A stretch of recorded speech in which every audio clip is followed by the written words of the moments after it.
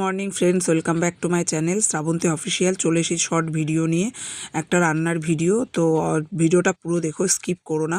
আর যারা যারা এখনও ফলো করোনি আমাকে শ্রাবন্তী অফিসিয়াল, তারা অবশ্যই ফলো করে দিও। ভিডিওটা ভালো লাগলে লাইক শেয়ার কমেন্ট করো। রান্নার ভিডিও নিয়ে এসেছি। তো দেখো, সর্ষের তেল দিয়ে নিয়েছি, তাতে একটা পেঁয়াজ কুচি এবং জিরে আর তেজপাতা ভালো করে ভেজে নিয়েছিলাম ফোড়নটাকে। তারপরে এর মধ্যে ডুমো ডুমো করে কেটে রাখা আলুটাকে দিয়ে ভেজে নেব। ভেজে নিয়ে দেখো, কড়াইতে সোয়াবিন ভেজে রেখেছি। অল্প কটা সোয়াবিন ছিল, দুটো ডিম ছিল, আর তোমার দু টুকরো রুই মাছ ছিল। তো সব কিছু দিয়ে না আমি তরকারিটা রান্না করব। কেমন হবে আমি জানি না, কিন্তু আমার খুব ভালো মনে হচ্ছে, ভালোই হবে।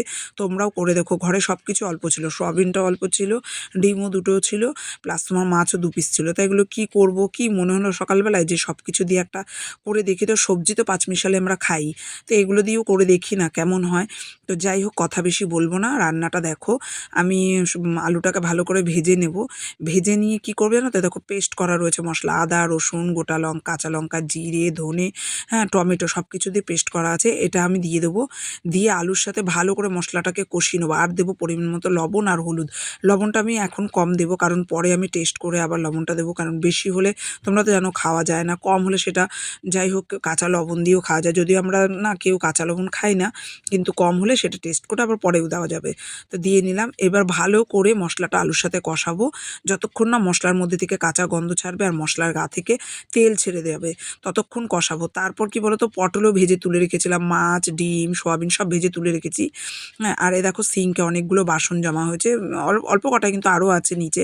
তো আমি অল্প অল্প করে বাসন ধুয়ে নিই রান্না করতে করতে, নাহলে না পরে খুব চাপ হয়ে যায়, জানো তো, সিঙ্কটা ভরে যায়। আর আমার টাইম কলের জল তো টাইমে আসে। তো দেখো মশলাটা কষানো হয়ে গেছে। মশলাটা অল্প খানিকটা কষিয়ে না, এবার পটলগুলো ওর মধ্যে অ্যাড করে দিলাম। পটলটা দিয়ে ভালো করে আবার কষিয়ে নেবো, যতক্ষণ মশলা গা দিয়ে তেলটা না ছেড়ে দেয়। ঠিক আছে, তেল যখন ছেড়ে দেবে তখন তো আমরা জানি, বুঝতে হবে যে মশলা কষানো কমপ্লিট, কাঁচা গন্ধও বেরিয়ে গেছে, তখন আমরা জলটা অ্যাড করি, তাই না? তোমরা তো তাই করো নিশ্চয়ই।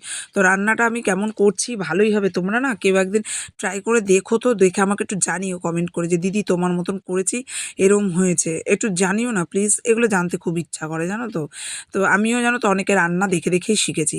আর একজনের কাছ থেকে শিখেছি, ঘরে কোনো জিনিস অল্প অল্প করে বাঁচিয়ে রেখে দাও, সেটা না অসময়ে খুব কাজে লাগে। তো আমিও সেটাই করলাম।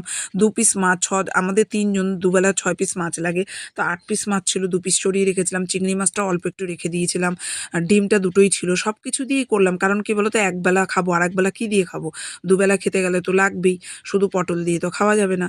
তো ঝোলটা ফুটে এসছিল খানিকটা, তাই আমি ঢাকনাটা খুলে নিয়ে, সেটা তোমাদের দেখাইনি, এখন দিয়ে দিলাম ডিম আর মাছ আর চিংড়ি মাছ। সোয়াবিনটা আগেই দিয়ে দিয়েছিলাম। তো এখন এটাকে ঢাকনা দিয়ে আবার খানিকক্ষণ ফুটতে দেবো। অল্প সামান্য ঝোল থাকবে, আমি একদম মাখা মাখা করব না। যারা মাখা মাখা খাবে খেতে পারো, কিন্তু আমি একটু ঝোল করব, কারণ আমার একটু দুবেলা খেতে হবে। আর আমি একদম মাখা মাখা না খাই না, আমাদের একটু ঝোল না হলে চলে না।